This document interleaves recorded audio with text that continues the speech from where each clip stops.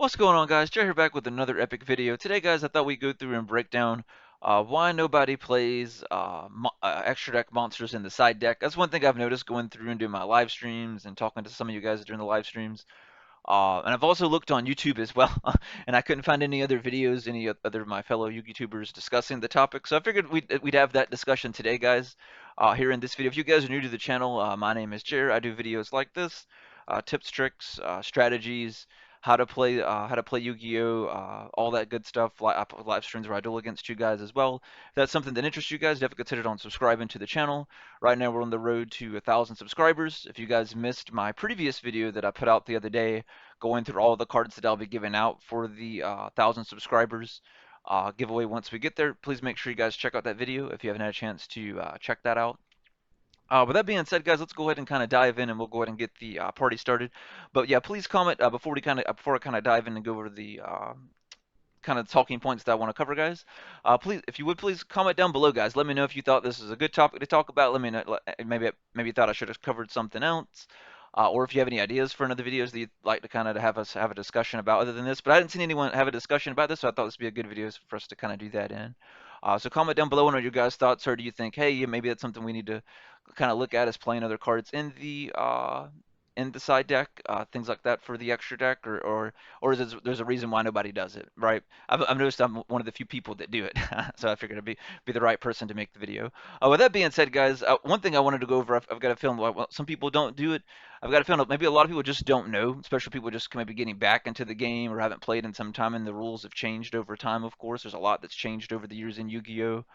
So many different the ways, how we play the game as we all know it today.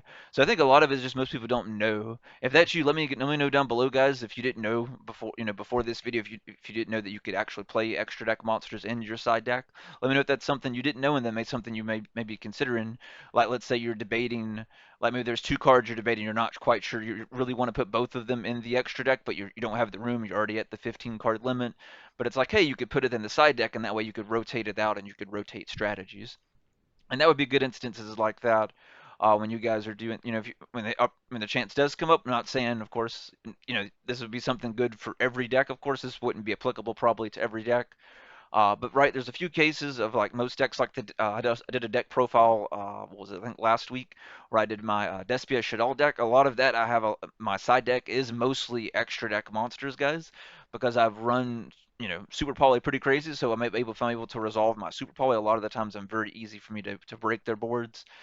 Sometimes I'm able to play like two Super Polys in a turn. Sometimes, not all the time, consistently, but decently, I'm able to play at least once or twice of them and able to resolve them. So it's good to have those super poly targets so I can swap out. If my opponent's not playing a lot of dark monsters, I can swap out some of the ones that are not so much around dark and put in some of the ones that are other attributes like wind, uh, or like zombie, things like that. If I'm playing like Outledge, I can put in the Outledge Fusion and Fusion with their Outledge cards. I got that one dude the other day. I don't think he thought it was too funny though, but I thought it was hilarious. To super poly his whole board and make the Outledge Fusion, so I thought that was funny. But yeah, I think this is a lot of it, guys, is just a lack of knowledge.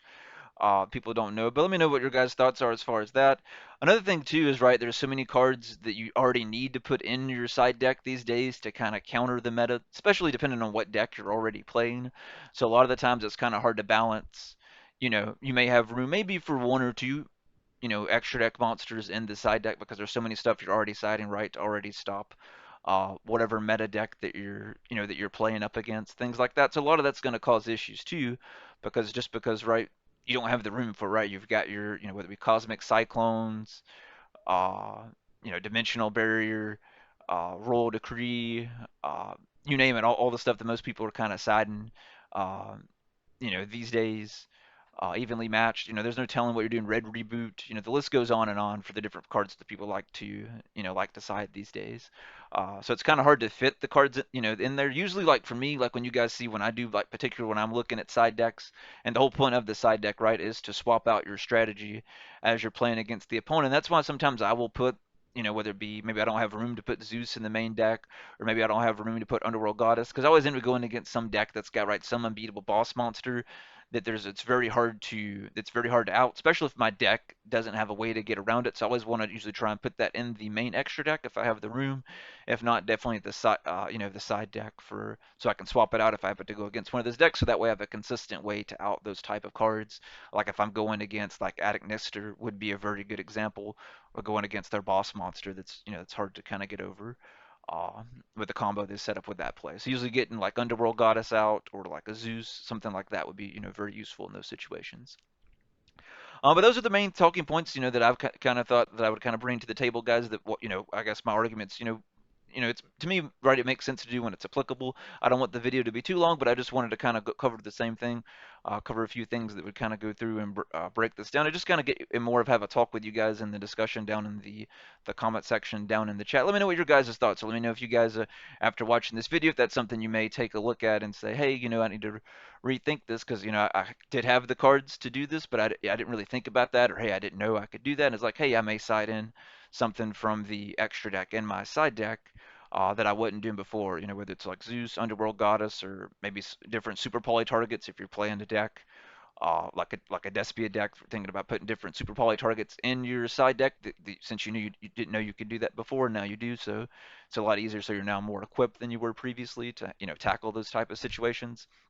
That'll do it for this one, guys. Let me know down below in the comments. Like I said, I'm looking really forward to, as always, to chatting with you guys in the comments. If you guys are new, definitely consider on subscribing and following the channel. Like I mentioned before, we're on the road to 1,000 subscribers. I definitely appreciate your guys' love and support. I'm hoping we'll hit 1,000 subscribers maybe by January, mid-February, maybe at the latest. And we'll be able to do the giveaway here pretty soon. But I definitely appreciate your guys' love and support, and I look forward to talking to you in the comments. You guys enjoy the rest of your day. Take care, stay safe, and I'll see you in the next video.